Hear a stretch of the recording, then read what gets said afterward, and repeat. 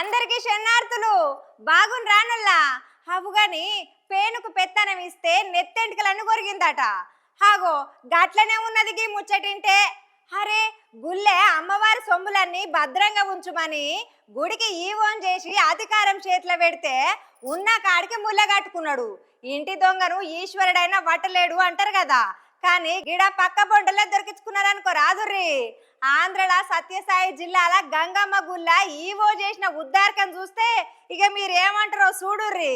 ఈడ నీళ్లు మింగుతున్న ఆదర్శాధికారి పేరు మురళీకృష్ణ. అయితే కదిరి మండలము ఎర్రదొడ్డి గంగమ్మ గుడి ఈవో మురళీకృష్ణ సారు మరి ఏమనుకున్నాడో ఏమో. అప్పటి కృష్ణయ్య ఎన్న దొంగతనం చేస్తే ఈయన సొమ్ములు దొంగతనం చేస్తే తప్పేముందనుకున్నాడో ఏమో మరి. ఇక గీమనేమో ఈవోసారి ఇంటామన్నట్టు చక్కగా ఆటో పట్టుకొని వచ్చింది. ఇక ఇటు సుత నిమ్మలంగా సారు అమ్మవారి సొమ్ములు ఏంటి సొమ్ములు సారలు చీరలు అన్నీ సదిరి ముద్దుగా ముళ్ళే కట్టుకొని కూర్చున్నాడు. ఇక ఇంటావ రాగానే ఇద్దరు కూడి ఈ నుంచి చిన్నగా జారుకోనని చూసిర్రు. ఇక మరి ఆడున్నోళ్ళంతా కూడి మూట బాగానే కట్టినావు కదా సారు, ఏది సరిగి మూట అని అంటే ఏం లేదు అని గుడ్కులు మింగ సాగిండు.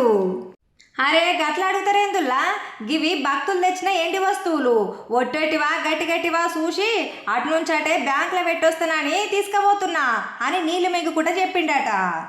అబ్బా సారు మరికి ఐతారం నాడు సుత ఏ బ్యాంకు పని చేస్తుందో అంటే ఇక సల్ల చెమటలు ఊచుకున్నారన్నట్టు అయ్యగారికి అమ్మగారికి. ఇక తోలకపోయి చక్కగా పోలీసులకు అప్పచెప్పిరు అటు పక్కోళ్ళంతా.